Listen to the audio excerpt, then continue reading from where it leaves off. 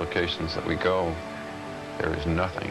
You're in God's country, and there are no telephones, no cars, no roads. Everything is Mother Nature. Right here. Eric and Joe said they were going to see if they could go scout out a nice place to fish. We decided we were going to do some firing. Fish. It's a great bunch of guys. I can trust each and every one of them with my life. I'll catch up with you guys later.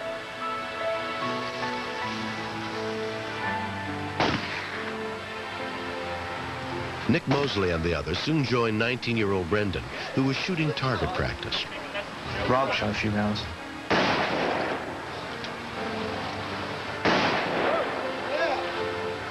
I walked up and he stepped back and saw his log sitting in the water, sighted in on it. It was really loud.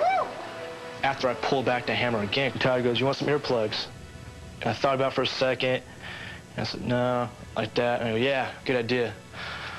And I dropped the gun straight down, straight pointed to the ground. Took a couple steps, turned, and reached like this. I saw the earplugs right in my hand. I looked down, I saw the hammer was back, and it slipped after my thumb. I couldn't believe it. Nick's gun is still smoking. I looked at my brother, and then about a 2-foot long gusher of flesh and blood just started spurting out of my brother's body. Yo, Eric, Ben's been shot! I had taken my right hand, put it over the bullet wound to stop the bleeding. He was losing a lot of blood, and it was registering in my head. This was a .357 Magnum, hollow point with hot loads that he had been hit with. He's dead. There's no way he could live. There was so much blood coming out that my hand slipped off the wound momentarily, and I could hear the air escaping out because the lungs had been punctured. At that point, I looked up at Todd and I said, "Keep my brother alive. I've got to go for a medevac. I'm going for help. Keep my brother alive." It was like the worst possible nightmare. I couldn't deal with the stress being there at the site. I just couldn't handle it. It'll be all right. Just take it easy. Take it easy. I went flailing through the woods, over brambles, through trees. I've never run so fast in all my life, and I didn't stop, not once. I couldn't afford to stop. Two of the young men rushed over with a first aid kit from their camp. You get help? He took off. He just took off. Okay, I'm gonna go after him. There's one right there. Okay. We had to get this pressure dressing on him. I just couldn't release my hand.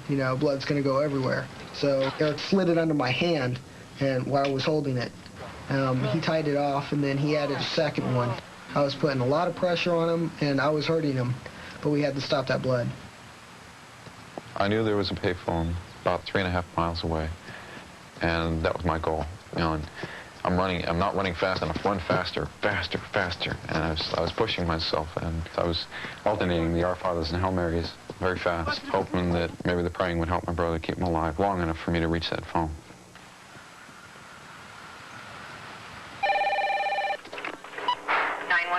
Hi, I'm calling from Pinecrest, California. My brother's been shot in the back. What is your address? We're by the Pinecrest Lake up the Valley Gorge at Lower Cleos. I need a medevac copter, ma'am. All right. My brother's dying. Bleeding to death. What type of gun was he shot with? He was shot with a .357 Magnum, almost point blank. Members of the Pinecrest Volunteer Fire Department were sent to the scene.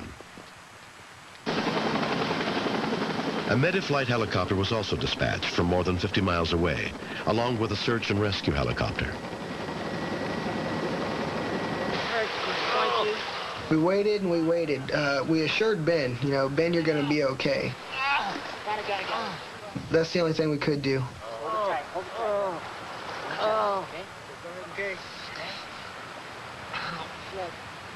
By the time the first rescuers arrived, including EMT Marty Rosenbaum, more than an hour had passed.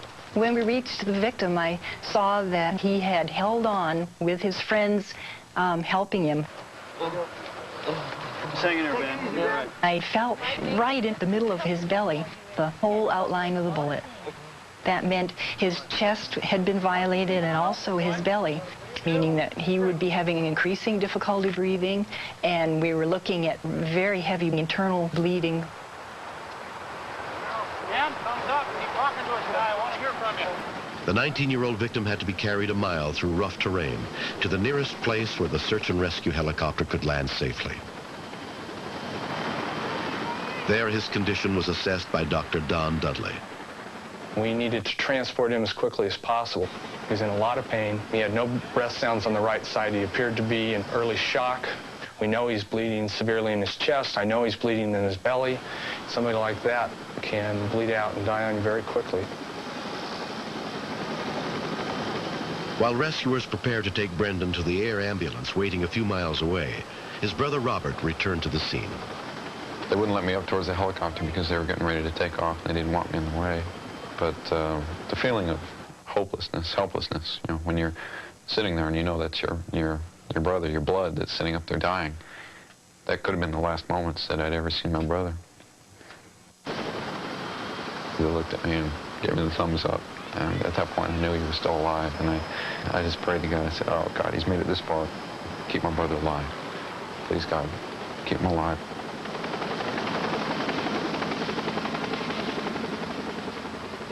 Brendan was flown to Modesto Memorial Hospital.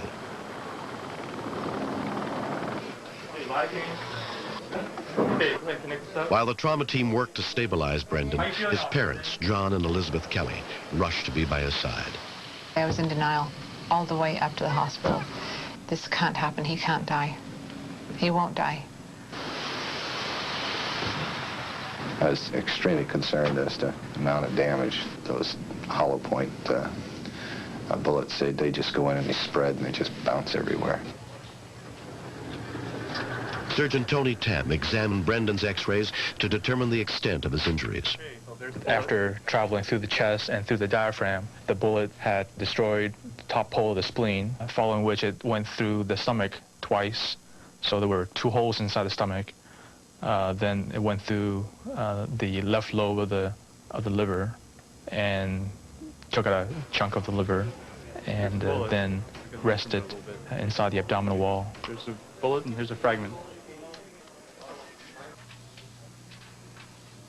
Robert and Nick arrived, and they didn't know if Brendan had made it or not. And so I went over and I hugged Robert and I said, he's alive, he's okay. And then I went over and I hugged Nick, and Nick just hugged me so tight. I said, I'm sorry. I said, I know, it's an accident. And he just, turned away with his face to the wall. He was crying. This whole incident had been so devastating to him. And I took Nick into Brendan's bedside, and Brendan just put his hand up and grabbed Nick's hand. He said, I love you, man. It was real hard for Nick to speak. He was wearing Brendan's hat. He took the hat off his head and put it on Brendan's head, and he said, here's your lucky hat.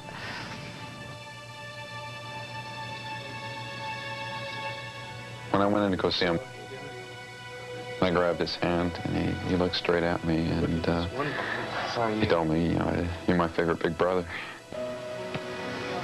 Amazingly, Brendan Kelly has almost completely recovered from his injuries. He now spends time speaking to young people about gun safety. People don't understand how powerful guns are, how much damage it can do.